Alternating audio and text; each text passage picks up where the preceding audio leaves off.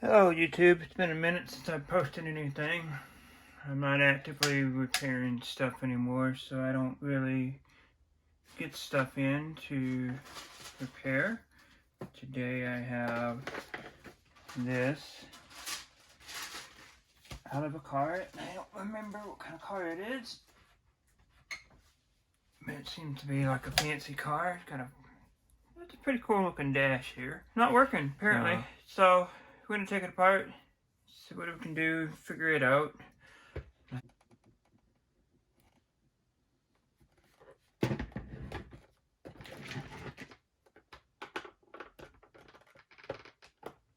Yep, it just folds up. I have my soldering iron getting ready and warm, so that's going. I'm not going to pretend that I know anything about this because I don't, absolutely. I've never taken this style apart. There's a couple of screws that you have to take. I can't really see. Obviously, I'm looking down here, so if I miss something, I apologize. Can't see it all, folks.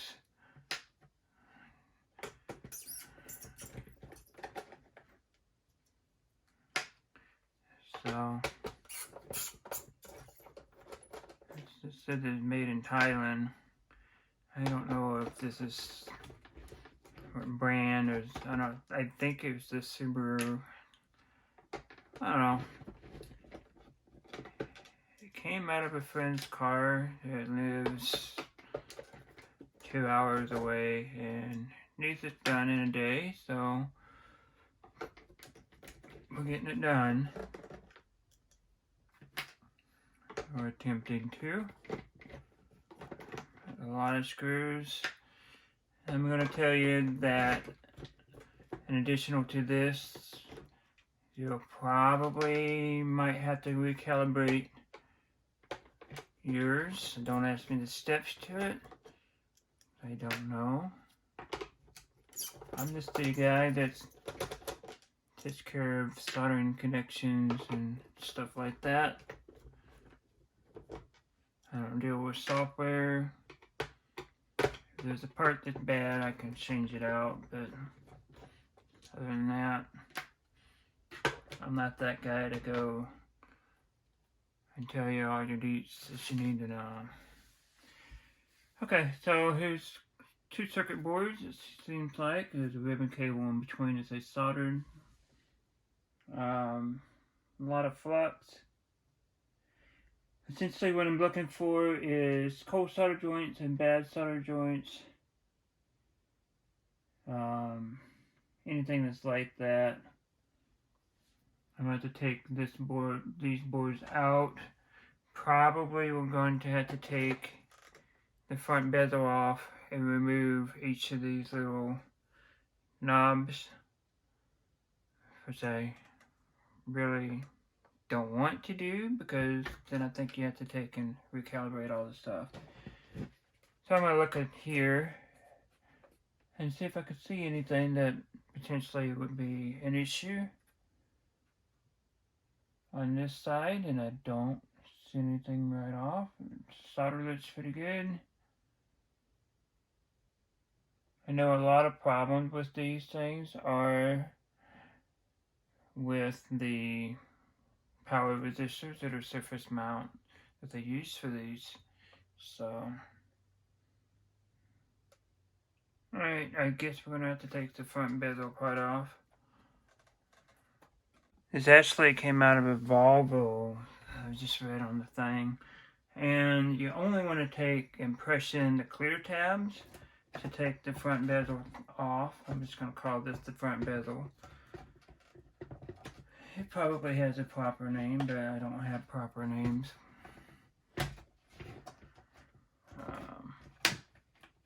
Try not to break any clips. There.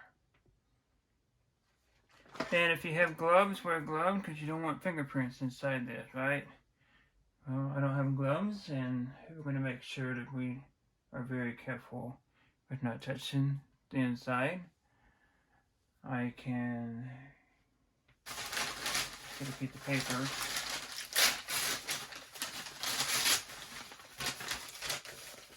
And all you do is you just pull up on this piece here, the metal part. And it comes up just like that.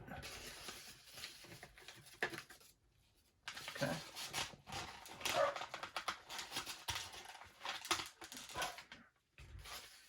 Get that piece.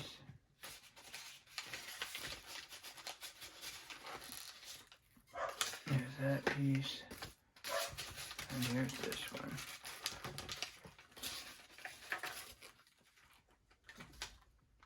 So once you got your little knobs removed, then you can take and flip it back over and remove the remainder of the screws. And now you don't have to worry about the gears and stuff. I'm gonna have to use a smaller screwdriver for these down here, the little silver screws. I'm separating this one here because I don't want it to be with the others. I'm not sure if it's any bigger or larger or smaller. I'm going to have to find a screwdriver for that. Okay, so we have a smaller screwdriver for the smaller screw.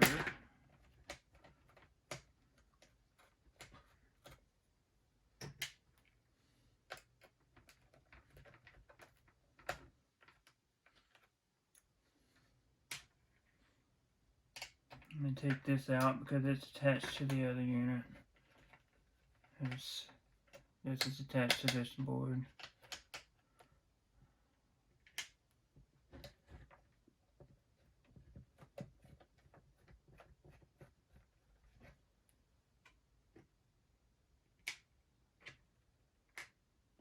So the smaller screws are for these, and then these longer ones are for this. I'm telling myself this, I'm going to go back and do put it back together. I can take and go, okay, that's where I put that. Alright, so we're going to do the reveal. Let's see if what's on the other side. I'm just going to pull up on this connector here. And try not to touch the screens because, again, you don't want fingerprint on the screen. And this piece we can move off to the side so it won't get scratched and leave it there. Now we can lay this down and just observe and see what we can see.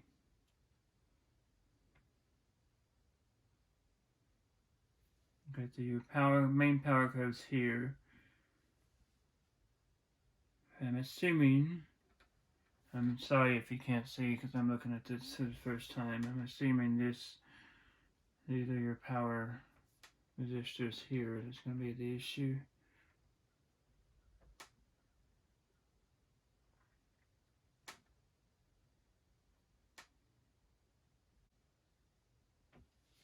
Well, let's just see. We'll take and heat up a resistor and see if it moves.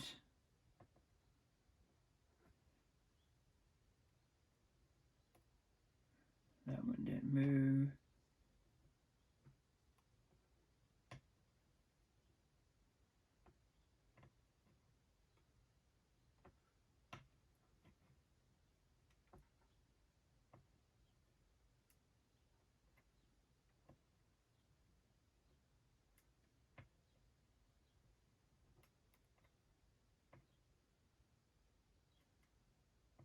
Well, that started to move. Yep. That could have been an issue there. So I'm just going to resolder all these power resistors and go from there.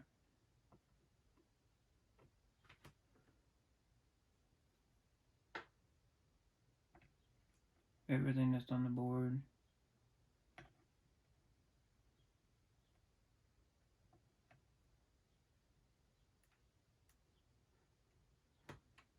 I think this resistor here could have been a problem.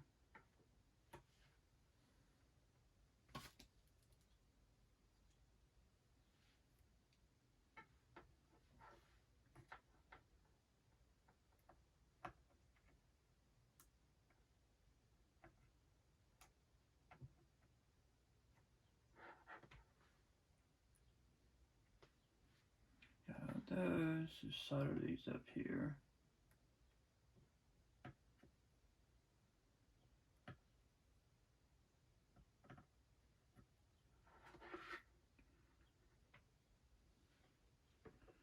There's some random large resistors everywhere, so let's just hit them all.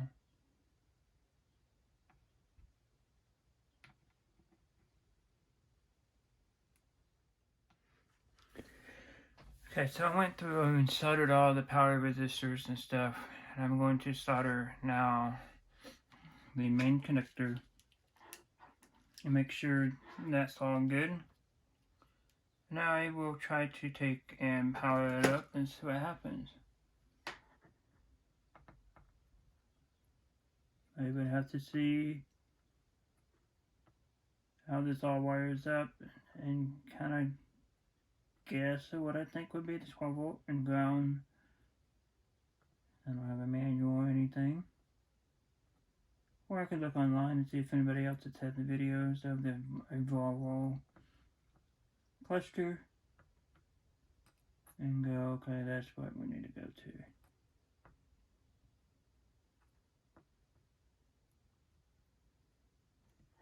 Alright, I'm happy with that.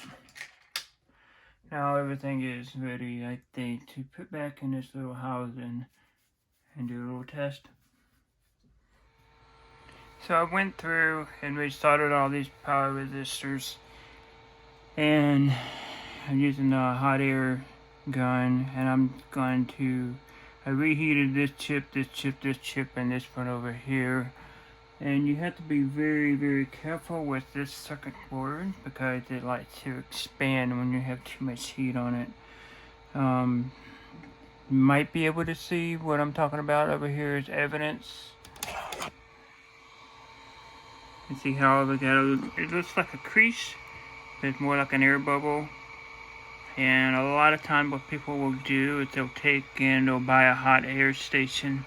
Probably nothing like this. They're just going to get a heat gun, a large industrial, commercial heat gun, and heat this up, and this whole thing's going to bubble up. So that's something you don't want to do. If you don't know anything about electronics, you don't want to try this. You want to take it and send it out to get somebody to fix it. So with that being said, this is not a repair that I would recommend to anybody, and I'm not offering myself to do any repairs for this for people. I'm just doing it for a friend for free, just so I can show you what you're going to expect when you're going to work into something like this. And basically what I did, this is just a $50, I got it on Amazon. You can buy it on eBay as well. I have it at 400 degrees Celsius, which is a lot for American. I think it's like 700 degrees Fahrenheit. I could be wrong, don't quote me on that. I don't know. So basically all I do is when I heat this up, it's just, I'm going in circles, and you can see how fast I'm going. This is in real time. And I'm just going to barely nudge the chip just a little bit, so if I can see if the solder is reflowing or not. And that's what you need to do, is constantly keep that heat circulating around and around, because you don't want it to do anything to the circuit boards, cause any damage. I have this naturally sitting on this side like this, just so I can see. And you can see that I just nudged that chip and it reseated itself back in its own spot. It's important that you take and constantly have that soldering iron, your hot air staying constantly moving. You don't want to cause any problems.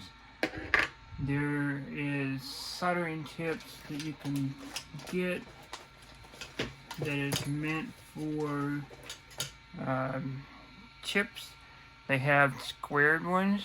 And I don't know what my square one is. I just have the circle one here and this one here. Otherwise, I would take and go around and around and around and around the square on all the chips, and that's what I'm going to do. And then I'm going to see, I'm going to put it back together and give it back to the guy, and if it fixes it, it fixes it. If it doesn't, then well, you're not out of any money right now, and neither am I, just by trying this to see what happens. It's trial and error. See what happens in life and see what we can do to help each other out. So that's what I'm doing. I'm guessing I'm gonna have to take some type of alcohol or something to get rid of whatever this is, or some type of coating, and reheat it. So what I've done here is I got acetone on a brush, and I took and brushed this off, this blue coating that they have. I brushed it all off. Made a mess, and I'll clean that up. And you want to just keep brushing at it until it all comes off. You can take and brush the rest of it off if you want.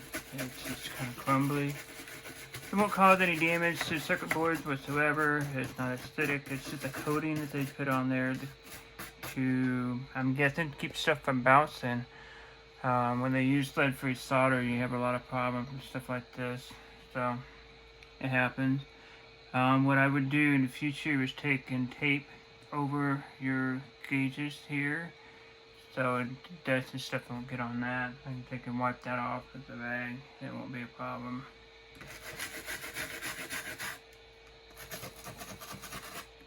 Again, what I'm going to be doing is taking and heating up the chips in a circular motion, and that's all I'm going to do. I'm going to start with the big one up here.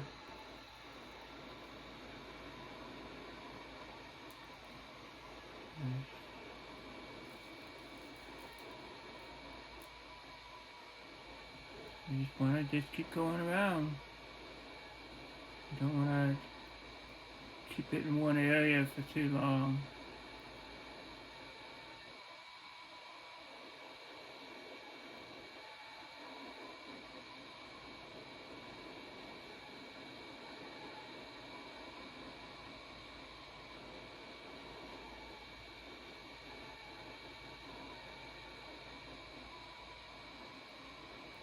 You could do this with a finer tip soldering iron, pin by pin, but that would take you quite a long time. And if you're not a person that's done this, then it's not something that you want to take and tackle.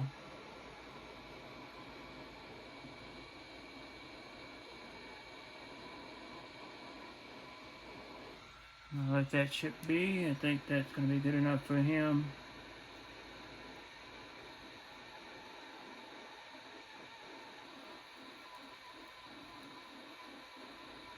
I noticed before that it was some low melting soldering when I did the resistors, and it kind of made me wonder if that was the case. It was all lead free, and I'm pretty sure that's what it is.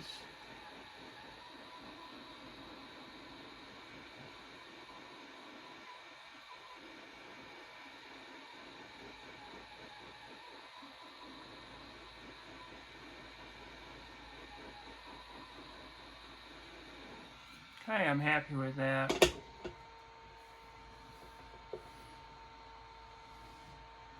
I'm not really concerned about putting the stuff back on. You can if you want, but I'm not going to. I'll leave it off. I do have conformal coating I could put down. I'm not going to bother with this chip here because I don't think it has anything to do with the communication to these here. I can see that there's data lines coming from this chip to here and to here, so fairly certain that's what the problem is, and pretty sure that this is going to take care of anything that's going on with this. Now, I read online that there are people that have error codes and stuff, well, and you have to reset and whatnot. Don't ask me, I'm not a mechanic. There's electronic technician doing a friend a favor. So as you can see, the display is returned to normal status. I think resoldering resistors and mostly resoldering the chips would fix any of the problems. If you wanted to do it the proper way, you would take the chips off and let it solder down and put the chip back on. But if it's something that you're not comfortable doing with, then don't do it. Thanks for watching, guys. I'll see you next time.